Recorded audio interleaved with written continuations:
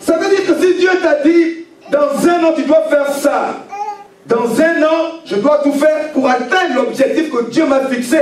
Mais or nous de nos jours, nous avons remplacé nos objectifs par les objectifs de Dieu par nos propres objectifs. Oh non, il faut que, en tout cas, comme on m'a déjà dit ceci, il faut que dans tant d'années, dans tant de mois, il faut cela. Et ce que j'ai aimé avec David, tu sais, même quand Dieu t'utilise, parfois tu n'es pas obligé de le dire aux gens. Est-ce que vous le savez? Or, nous parfois on dit non, Dieu m'a utilisé, Dieu m'a utilisé. Regardez David, ça m'a choqué hier pendant que je méditais. David n'est jamais venu dire à quiconque que ce soit qu'il avait tué un ours ou un lion.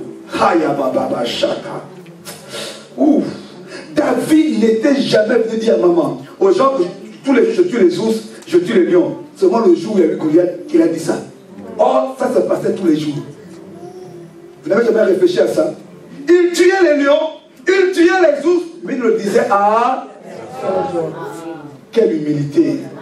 Oh, nous, moins de trucs, on veut dire aux gens. Moins de miracles, on veut dire aux gens. Moins de petits trucs, on veut dire aux gens. Moins de trucs pour que le monde entier sache. Il tuait les ours, mais personne ne le savait. Il tuait les lions, mais personne ne le savait. Dans le secret avec Dieu. Amen. Mais moi, je ne m'étais jamais rendu compte de ça. Puisque quand il arrive devant le roi, quand on dit non, tu es trop petit pour tuer Goliath, il dit non, mais moi j'ai une expérience secrète avec Dieu. J'ai une expérience que vous ne connaissez pas. Et en fait, lui-même, pourquoi maintenant il sort son expérience? Parce que lui-même, spirituellement, il comprend qu'en réalité, cette expérience, Dieu l'a préparée comme pour Goliath. Pourquoi? Parce que s'il avait commencé à raconter les exploits, les Philistins auraient commencé par le tuer avant de venir défier d'Israël. Oh! Oh! Parce que les Philistins auraient su que non, mais donc ils ont un dangereux. Qu'ils ont un gars dangereux là-bas. Un petit en plus. Mais comme les Philistins ne savaient que j'avais un gars dangereux, ils ont dit non, on va défier Saül et son armée. Parce que le danger est dans le secret. Le dangereux était resté dans le secret. Avec ses secrets. Avec Dieu.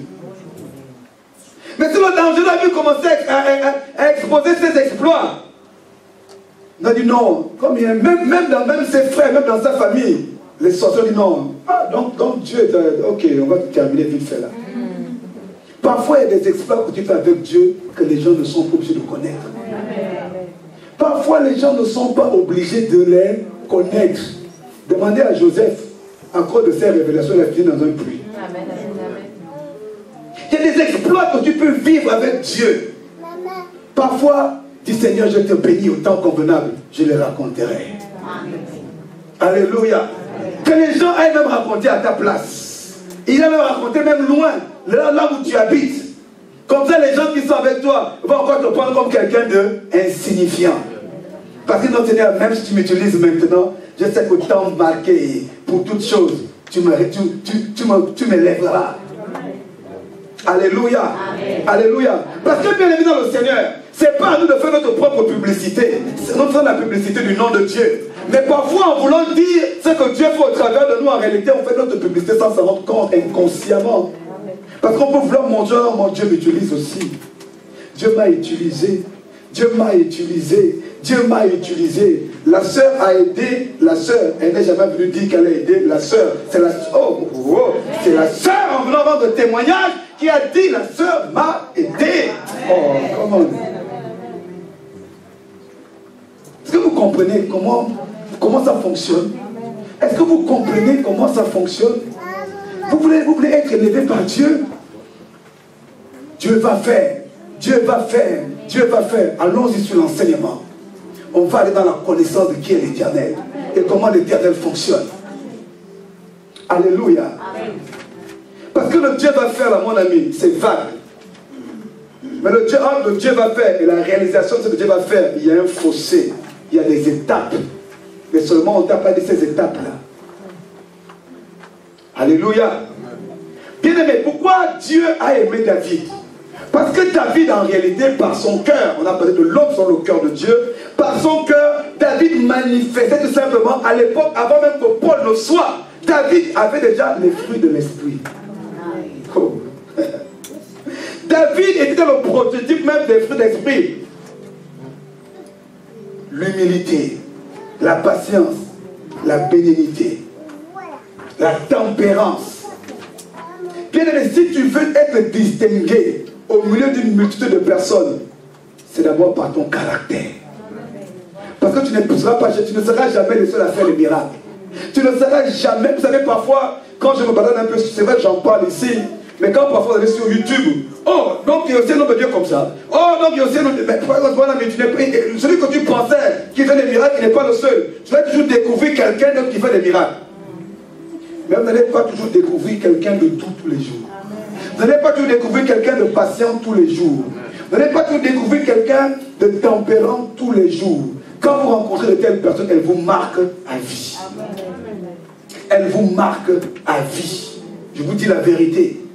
Quand vous rencontrez quelqu'un de patient, quelqu'un de doux, quelqu'un de tempérant, vous allez voyager, dire, ah oui, j'ai connu quelqu'un. Même quand il y avait le tumulte dans la famille, elle était toujours calme. Et c'est elle qui conseillait tout le monde. Vous avez entendu des témoignages comme ça? C'est elle qui rassemblait. Elle n'était pas la plus riche, il n'avait pas le plus d'argent, mais il avait la sagesse. Et pourquoi je parle de sagesse? Parce qu'en général, la patience produit la sagesse. Parce que la patience fait naître quoi? Le discernement. Parce que lorsque tu attends, lorsque tu prends le temps, tu apprends à voir comment les choses arrivent. Celui qui fait beaucoup d'erreurs parce qu'il va vite, c'est parce qu'il n'aura pas eu le discernement. Combien d'entre vous, quand ils arrivent au magasin, la première chemise, elle est pas mal, j'achète. Après, tu vois quelle tu vois, oh, tu arrives à la caisse, oh, mais trop tard. Il y avait une moins chère et plus belle. Pourquoi tu as manqué de... La patience est très importante, bien aimé. La patience est très...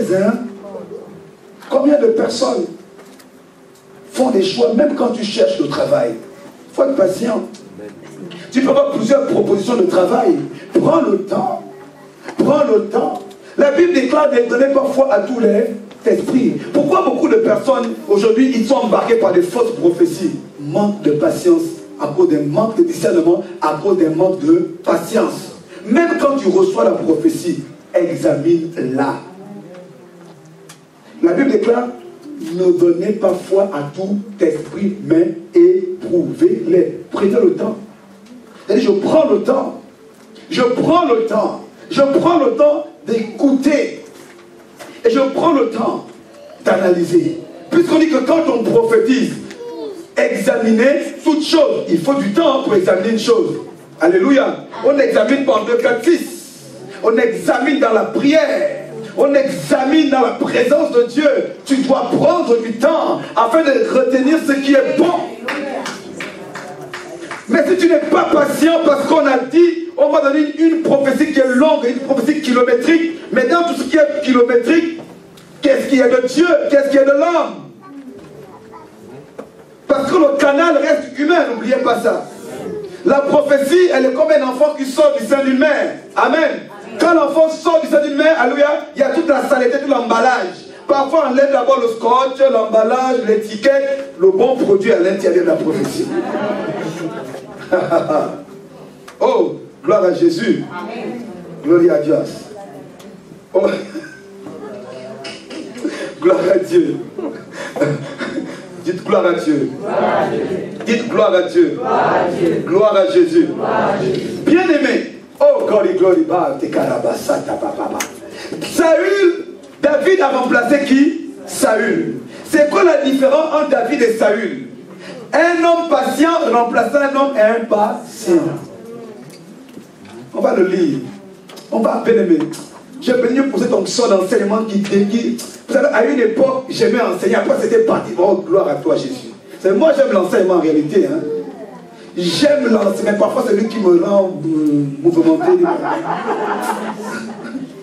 En réalité, j'aime l'enseignement. Amen. Alléluia. Mais il fait toutes choses bonnes pour un but aussi. Il y a un temps, il faut être fire. Il y a un temps, il faut être... temps calme. Dis-moi temps calme. Temps calme. Alléluia. Saül, plutôt David, le changement entre l'héritage plutôt, l'accès au trône de David à la place de Saül, c'est tout simplement un homme patient qui remplace un homme impatient. On va le voir. On va prendre 1 Samuel 13. Yes, Samuel. Alléluia. Ensuite, on va voir les dangers de l'impatience.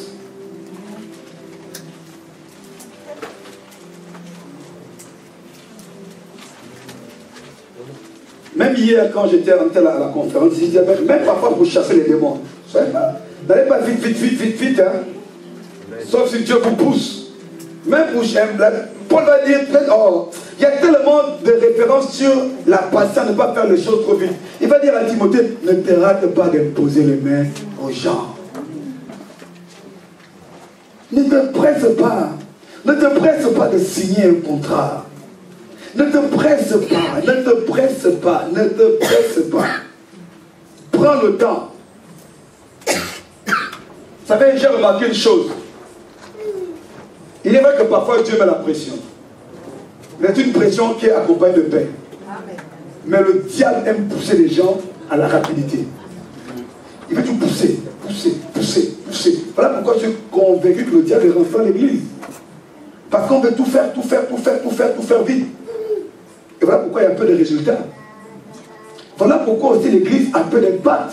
Parce que au nom de le temps son cours, on veut faire certaines choses vite. On ne prend pas le temps de préparer les choses. En réalité, nous ne prenons pas le temps même pour préparer une veillée de prière. Mais ça se prépare.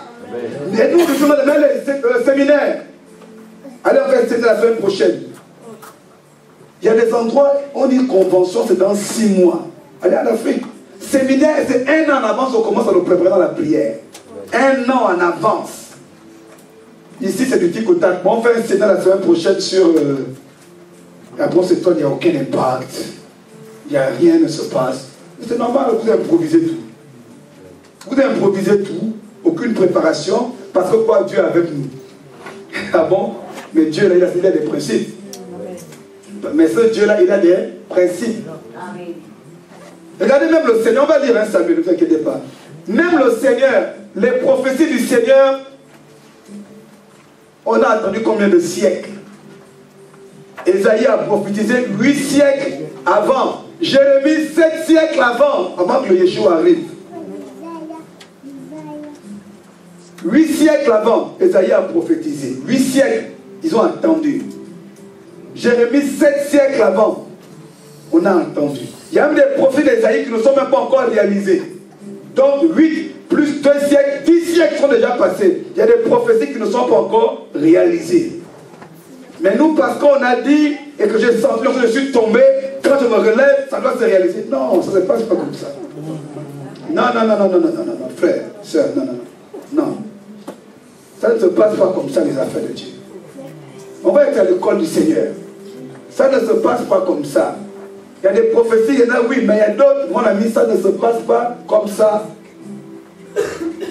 Voilà pourquoi parfois Dieu, pour te maintenir un peu en haleine, on va te dire aujourd'hui, en 2017, je vois Dieu t'utiliser bientôt. En 2018, un autre prophète arrive, je vois Dieu t'utiliser bientôt. 2019, je vois Dieu. Ah ben quand, depuis 2017, c'est bientôt. C'est le bientôt de Dieu. Ça ne nous arrive jamais. Ils ne mentent pas, les prophètes là, ils ne mentent pas. Je te vois bientôt rentrer dans un grand ministère. Mais bizarrement, tu ne rentres pas. Je te vois bientôt rentrer, mais après, le problème c'est que non, tu n'as pas compris que le bientôt là, ce n'est pas le bientôt des hommes parfois. C'est le bientôt de Dieu. Alléluia. Ça veut dire tout simplement sois patient. Ça veut dire tout simplement sois patient. Il y a des gens qui changent même de père spirituel. Parce qu'il croit que le père, lui, il va vite l'être dans le ministère. Mon texte est vraiment père spirituel. Il attend, qui m'intronise, qui me oigne vite là. Mais il va me oigner le prophète quand, apôtre quand. Si ça ne vient pas, il change encore le père spirituel. Dès qu'on entend, non, oh mais lui là, mais il a dit qu'il va oindre les gens. Il va oindre les gens quand? Depuis qu'il a dit qu'il va oindre les gens, il va oindre. Il y en a qui changent de père spirituel pour ça.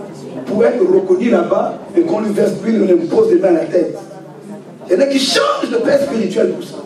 Il y en a qui changent de père. Non, lui là-bas, non, le prophète c'est avec lui, non, lui croit qu'on va passer toute notre vie attendre. C'est pour que tu ne meurs pas aussitôt.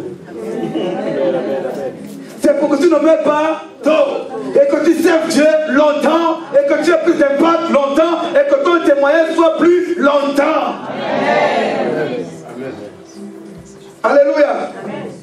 Je parlais avec le prophète Pati, celui qui était la semaine dernière. Je n'ai pas oublié ça, mais n'oubliez pas. On parlait de notre jeunesse. Et lui disait, mais tu sais, à l'époque, je dis la première fois que j'ai été moi, c'était en 2007. Et je disais, tu sais, à l'époque, je m'en foutais qu'on m'appelle tel ou tel ou tel. Moi, je n'avais quel objectif, et c'est la vérité, hein. Servir dans mon église, que les gens... Moi, je m'en foutais des titres. Je vous assure, j'avais quel objectif. On est dans l'œuvre de Dieu. On est dans l'œuvre de Dieu. C'est tout ce qui m'intéressait. On est dans l'œuvre de Dieu. On sert Dieu. On sert Dieu. Allez, s'il faut, quand les gens tombent, il faut aller attraper les gens. D'ailleurs, jusqu'à quand j'ai encore ce réflexe-là. Ah oui, moi ça ne me dérange pas, même regarder la maman. Parce qu'elle a été habituée à servir Dieu. Elle ne regarde pas que je suis maman ou prophétesse, quand les gens tombent, elle vient. Mais c'est d'abord la mentalité qu'on doit avoir. Il y en a des qui sont été moins. Les gens, quelqu'un peut se faire mal à lui, regarde juste. Non, je suis apôtre. Mais moi j'ai vu des gens comme ça. Quelqu'un peut tomber, il ne bouge pas. Parce qu'il est déjà, il est dans le ministère. Non, ce n'est pas de Dieu.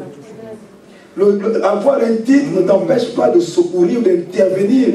Est-ce que ce n'est pas l'œuvre de Dieu? C'est l'œuvre de Dieu. C'est l'œuvre de Dieu. C'est l'œuvre de Dieu. C'est l'œuvre de Dieu. Ça, c'est l'œuvre de Dieu. Je sais parfois, et merveille, quand maman allait attraper les gens, je dis aïe, aïe, aïe, aïe, aïe, aïe, aïe, aïe. Parce que quoi? C'est l'œuvre de Dieu. C'est la formation authentique. C'est la véritable formation. Amen. Parfois, j'ai vu tu vois des gens, eux, tout ce qu'ils arrivent, quand ils arrivent quelque part, ils vont d'abord se lever pour leur dire, on va imposer les mains aux gens. D'ailleurs, tu vas imposer les mains, qu'est-ce que tu transmets aux gens? La vie ou la mort. Alléluia. Et vous, et les chrétiens, toujours la moindre partie, tu ne connais pas bien la personne, tu le rencontres quelque part,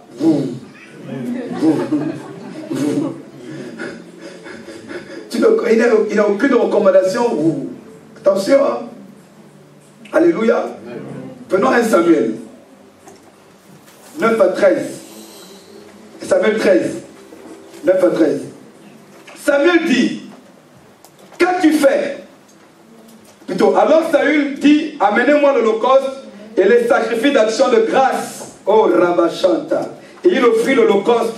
Comme il achevait d'offrir l'holocauste, voici Samuel arriva et Saül sortit au-devant de lui pour le saluer. Samuel dit, qu'as-tu fait? Saül répondit, lorsque j'ai vu que le peuple se dispersait loin de moi et que tu n'arrivais pas. Je n'ai pas pu attendre, Samuel. Le peuple me pressait et j'ai vu que tu n'arrivais pas. J'ai vu que le temps passait trop vite. Alors, qu'est-ce qu'il va faire?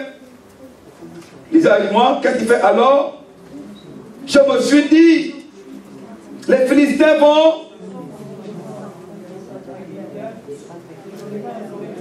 C'est alors que je me suis fait violence et que j'ai offert l'holocauste. Et le pire, c'est qu'on dit que non, c'est au nom de Dieu. Non, parce qu'il fallait que les choses avancent au nom de Dieu. Saül, et c'est là où que Samuel, écoutez la sentence. Verset 13. Samuel dit à Saül, tu as agi en insensé. Tu n'as pas absorbé le commandement que l'Éternel, ton Dieu, t'avait donné. Dieu, l'Éternel aurait affermi pour toujours ton règne sur Israël. Et maintenant ton règne ne durera point. Ah, vous avez vu? Ne durera. L'Éternel s'est choisi un homme selon son cœur, un homme patient, un homme humble. Et l'Éternel l'a destiné à être le chef de son peuple parce que tu n'as pas observé ce que l'Éternel t'avait commandé. Et pourquoi il n'a pas observé? Parce qu'il n'a pas été patient. Et vous remarquerez une chose. Souvent lorsqu'on est impatient, on prend la décision quand on est près du but. Et souvent ça on l'erreur juste après. Comme Saül. Très souvent, ceux qui ont l'habitude de prendre des décisions très rapidement, souvent vous vous rendez compte d'être trompé, souvent juste après. Oh, si j'avais attendu juste un tout petit peu. Si j'avais attendu justement un tout petit peu, ça n'arrive jamais. Si j'avais attendu seulement un tout petit peu, si j'avais seulement attendu, s'il avait attendu seulement un tout petit peu, Samuel serait arrivé et son règne aurait été affermi. Saül a perdu son règne à cause du manque de patience. Saül était animé d'un esprit d'impatience. Il voulait les choses vite. Il voulait les choses vite. Une autre fois, on va le voir, il va être en difficulté. Par manque de patience, il va aller invoquer les morts. Le manque de patience t'expose à la tentation du diable. Le manque de patience t'expose à la séduction du faux prophète. Le manque de patience t'expose à la gueule du loup. Parce que tu ne veux pas être patient. Vous savez, moi j'ai compris une chose. Aujourd'hui, il y a des choses pour lesquelles je ne peux plus bouger. Dieu me les a dites, je les ai, je ne courrai plus, je ne vais plus courir ni à gauche ni à droite. Je vous dis la vérité. Je ne vais plus courir ni à gauche ni à droite, sauf si Dieu me dit, va. Bien aimé, on n'aide pas Dieu. Saül a voulu aider Dieu. Saül, c'est comme s'il voulait aider Dieu. Il dit non, parce que le peuple m'oppressait. Parce que pourquoi? Il y a toujours des gens qui vont dire non, allons-y vite. Ouvrons vite notre église. Allons-y vite là-bas. Allons-y vite. Les gens qui t'oppressent. Et le problème de Saül, c'est quoi? C'est que Saül aussi, pourquoi il était un homme impatient? Parce que Saül a été tout simplement le produit d'un peuple si impatient. L'impatience en Israël, quand chaque fois que l'Éternel tardait, ils allaient offrir des sacrifices aux dieux étrangers. À cause de l'impatience. À cause de l'impatience dans le désert, ils ont commencé à murmurer contre Dieu. À cause de l'impatience. Mais l'impatience est très dangereux. La patience va prolonger les jours de ta vie et l'impatience va les raccourcir. Je vous dis la vérité. Pourquoi c'est bon d'être patient? On l'a dit au début. Parce qu'un homme patient est forcément un homme de foi. La patience dit que j'ai la foi d'attendre. J'ai la foi. L'impatience est une preuve d'incrédulité.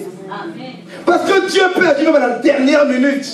Même devant la mort, il peut agir. Parce que Seigneur, il aura vu ta patience. Mais l'impatient dit non, Dieu m'a oublié. Je peux aider Dieu, j'ai plus besoin de Dieu. Mais quand tu es patient, j'attends. J'attends, j'attends, j'attends, j'attends, j'attends, j'attends, j'attends, j'attends, j'attends, jusqu'à ce que Dieu accomplisse ce qu'il a dit. Bien aimé, il y a des choses. On peut parler de l'église, faisons ça, mais il y a des choses où vous allez voir, je ne vais jamais m'accélérer. Jamais. Il y a des choses où je ne vais jamais m'accélérer. Je le répète toujours aux frères, aux sœurs avec qui souvent j'échange. Ils le savent, que moi, vous savez, dans les choses de Dieu, j'ai appris une chose, il faut aller au rythme de Dieu.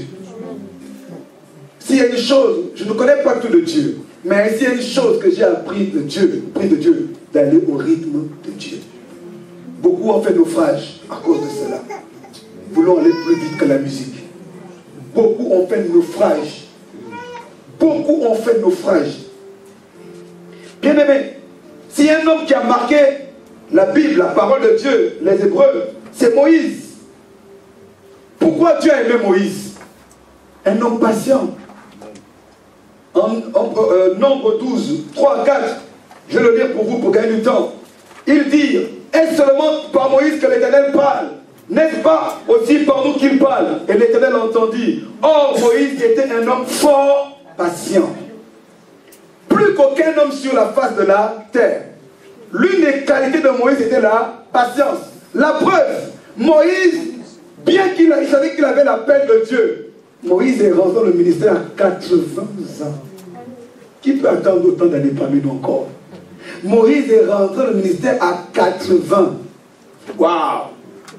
Moïse est rentré dans son ministère à 80. Puisqu'il a fait à 40, il est parti rester 40 ans avec Jétro. Il revient 40 ans plus tard, donc 40 plus 40, c'est là qu'il commence le ministère. Qui peut attendre 80 ans? Et pourtant, il sentait quelque chose en lui. Il sentait ça bouillonner. 80. 80. Qui peut attendre 80 ans? Non, mais Seigneur, d'autres vont être connus avant moi. Mais mon ami, il a attendu 80, mais qui jusqu'aujourd'hui, la mer rouge parle en faveur de son appel. La mer rouge parle toujours. Quand on regarde la mer rouge, on sait qu'il y a eu un ou deux qui s'est tenu là, qui a seulement levé la verge. Tu veux des grands miracles avec Dieu, des grands exploits, laisse-le te façonner dans la patience. Si Dieu te cache, si Dieu te travaille longtemps, c'est parce qu'il en réserve des grands miracles pour toi aussi. C'est parce qu'il en réserve des grands prodiges aussi pour toi. Alléluia. Alléluia. Parfois on vous dit non, mais le ministère là, on dit non, il va avoir le réveil. Mais non, Dieu travaille. Tu n'as pas menti. Le réveil va venir par son ministère. Mais il va aussi avoir votre patience. Parfois il y a des choses qui tardent, parfois il y a des épreuves. Ce n'est pas seulement la sortie ou les démons. Dieu veut votre patience. Parfois il veut votre patience. Il veut voir votre patience. Est-ce qu'on dit bon, ça fait le réveil là, bon, c'est tout. Ça, depuis 10 ans, depuis 5 ans, on nous parle de réveil. Bon, rappelez-moi quand ça va venir. Hein? Moi, j'ai attendu longtemps. Non, il veut voir aussi notre patience. Hein? Il veut voir. Le réveil est là. Et le réveil va arriver. Mais il va attendre aussi, il veut voir aussi votre foi. Parce que la patience et la foi marchent ensemble. La patience et la foi marchent ensemble. Vous avez l'impression que les choses avancent, pas les choses avancent. Pour Dieu des hommes, c'est comme si rien n'avance. Mais non, mais ça avance spirituellement. Mais physiquement, il vous cache même parfois certaines choses pour voir votre patience. Pour voir votre patience. Pour voir votre patience. Les choses avancent. Bien aimé, les choses avancent. Bien aimé, l'impatience marche avec un esprit qu'on appelle l'esprit d'erreur. J'ai déjà dit ça un peu. Très souvent, je n'attaque personne, hein, parce que maintenant je m'avertis. Les hommes impatients sont souvent colériques ou impulsifs. Quand on dit homme, c'est avec grand H, homme et femme. Souvent, les gens impatients sont souvent colériques ou impulsifs. Je vous dis la vérité. Les gens impatients sont souvent colériques. Il y en a, quand ils veulent quelque chose, ils commencent à trembler. Ça vient quand? Ça vient quand? Ça vient quand? Parfois tu peux aller à la poste. Dieu te fait attendre. Tu as dit non, tu commences à prier, non. Esprit de retard, je te lis. Il faut qu'on m'appelle maintenant. Esprit de retard. Parfois c'est pas un esprit de retard. Dieu fait exprès pour te faire attendre, pour travailler ta patience. Pour travailler ton cœur. On arrive, personne suivante. Non, monsieur, s'il vous plaît. C'est Dieu qui fait ça même parfois. Votre tour, monsieur, votre tour viendra. Tu es là, tu commences à... Il veut tuer l'impatience qui est en toi d'abord. Vous savez, Dieu utilise même les païens pour nous corriger. Dieu utilise même les païens. Dieu utilise même les païens. Parfois, tu arrives, tu as un rendez-vous avec un spécialiste. Tu arrives, tu attends. Oh, il est appelé en urgence, il sort du cabinet. C'était ton tour. Il y a une femme qui doit accoucher. Il va pour un accouchement. Tu attends encore 2 heures. C'est Dieu qui veut que tu travailles ta patience. Amen. Tu vas voir le gynéco. C'est toi la prochaine personne. Tout d'un coup on l'appelle, il y a un accouchement. Ah. Est-ce que tu pars à la maison, mais tu vas encore appeler pour prendre notre rendez-vous dans 1 mois. Tu attends.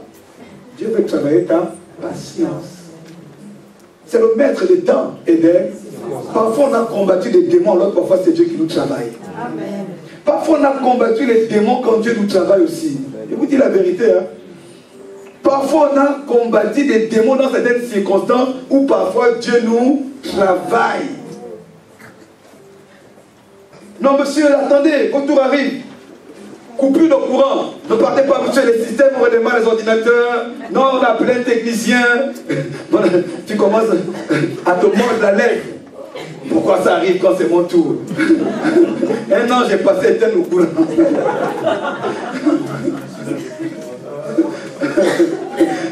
Un ange du Seigneur est venu éteindre au courant.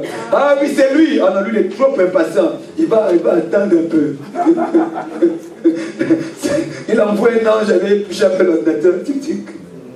Comme toi, tu ne vois pas les anges, tu commences à t'énerver. commences à lier Satan. Satan dit, oh, je n'ai rien à voir avec ça.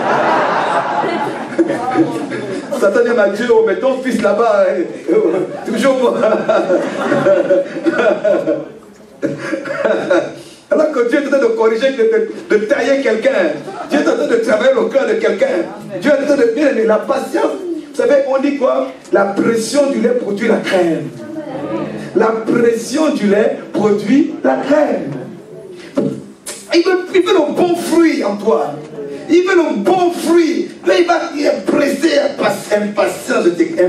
Allez, tu meurs. Meurs dans son corps. Meurs dans son corps. Meurs dans son corps. Impatience meurt dans son cœur. Bien aimé. Hey. L'école de la patience, c'est l'école de Dieu. C'est l'école de l'élévation. C'est l'école de la victoire. C'est l'école de l'accomplissement de ta destinée. Les personnes impatientes sont souvent abonnées au regret. Si j'avais su. Si j'avais su. Avant d'être posé des actes impatients, si j'avais su. Et ce qui me choque, c'est qu'il dit à Saül, tu t'es comporté en insensé. Mon Dieu. Donc l'impatience là peut te faire passer pour quelqu'un d'insensé. Et très souvent, ils accusent ou remettent la faute sur leur entourage. Non, non, non, vous ne m'aimez pas. Vous ne voulez pas que Dieu m'utilise contre mon appel. Vous, non, non, non, non, non, non. Justement, on veut ton bien. Amen. On reconnaît ton appel.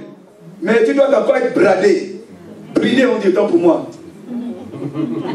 Tu dois encore être bridé. C'est ça, non? Tu dois être encore trop de fougue. Pour que Dieu t'utilise bien, on doit te brider encore bien. Canaliser. Hein? Non, nous faisons bon. C'est elle qui a dit, c'est pas moi. Bon, on doit d'abord être brisé. Parce que sinon tu vas être fougueux. Tu vas aller vite. Tu vas appuyer l'accélérateur quand Dieu dit freine. Attention, à l'aide, virage dangereux. Après on appelle le 118. Il n'y a plus d'église. Il n'y a plus de ministère. Il n'y a plus de ministère, il n'y a plus d'église. Tu as tout renversé. Tu veux aller trop vite. Alléluia. Il n'y a plus d'appel.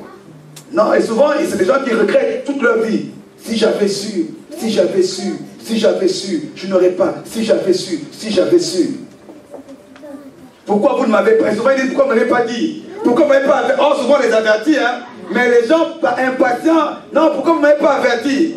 Non, vous ne m'aimez pas. Vous m'avez laissé prendre. Non. Vous ne m'avez rien dit. Alors qu'on souvent leur dit, attention. Ventre affamé n'a point d'oreille. Cœur impatient n'a point d'oreille non plus. Alléluia. L'impatience qu'on a vu avec Saül peut vous faire perdre votre élection. L'impatience peut vous pousser aussi à la fraude et à l'usurpation. Alléluia. Quelqu'un qui s'élève dans le ministère alors que ce n'est pas le temps de Dieu, c'est une forme d'usurpation. Bien aimé, même aujourd'hui, nous avons tous le retour du Jésus revient bientôt. Il faut être patient, hein? Depuis 2000 ans. Il avait dit que cette génération ne passera pas. Lui-même, il a dit, oh, on dit que ce n'est pas un homme pour mentir, ni le fils pour ce. Lui-même, il a dit aux disciples que cette génération ne passera pas sans qu'elle voie l'avènement du Fils. Il a dit, vrai ou faux? C'est écrit dans la Bible, il dit à ses disciples, cette génération ne passera pas sans qu'elle ne voie l'avènement du Fils de l'homme. Est-ce qu'il est revenu? Soyons patients. Soyez, parce qu'il veut qu'on soit patient. Même pour son avènement, il faut qu'on soit. Les disciples étaient tellement impatients, Seigneur. Quand est-ce? Oh, nul ne sait le jour ou l'heure, si ce n'est le Père. Soyez patients. Il y a des choses qu'il faut attendre seulement que Dieu accomplisse. N'essaie pas tout d'aller vouloir comprendre. Attends, il a dit que quand la prophétie est donnée, elle s'accomplira. Le temps est déjà marqué. Elle s'accomplira et elle s'accomplira certainement. Mais toi, attends-la bien. Alléluia. Beaucoup de personnes, regardez en arrière dans votre vie, le nombre d'erreurs à cause de l'impatience. Regardons-nous tous, moi-même y compris. Regardons notre background, les erreurs que nous avons faites. Est-ce qu'on n'avait pas été patient? Regardons un peu en arrière, nous tous. La patience est un fruit excellent. Celui qui est patient va aller loin, qui est patient va aller loin avec Dieu, en écoutant le Saint-Esprit. Alléluia. Jacques 1,12. Je lis la parole de Dieu. Heureux l'homme qui supporte patiemment la tentation. Car après, écoutez, j'aime beaucoup la suite. Non, on va le lire doucement. Jacques 1,12. Jacques 1,12. Je vais parler vite. Waouh! Le temps est accéléré. Dans 10 minutes, max, on arrête. Sûr et certain. Jacques 1,12. Je n'ai pas vu le temps passer. Jacques 1,12. Amen. Amen. Écoutez bien, écoutez. L'avantage ou les vertus de la patience. Heureux l'homme qui supporte quoi? Patiemment là. Car après avoir été éprouvé, il recevra quoi? La couronne de vie que le Seigneur a promise à ceux qui l'aiment. La patience t'introduira dans le couronnement. La patience t'introduira dans le couronnement. Heureux l'homme qui, après avoir patienté, supporté plutôt, qui supporte patiemment les épreuves, la tentation ou les épreuves. Il dit, car après avoir été éprouvé, il recevra la couronne. Même quand Dieu a dit, il va te bénir financièrement, il y a un temps de patience. Je vous assure, avant que ça n'arrive, il y a un temps où tu vas dire, non, tu attends un peu, je vais te bénir. Mais ça ne viendra pas forcément immédiatement. Il n'a pas menti, hein? Mais parce qu'il veut travailler ton cœur. Pourquoi? Parce que la patience, parce qu'il y a un autre verset qui parle de la persévérance.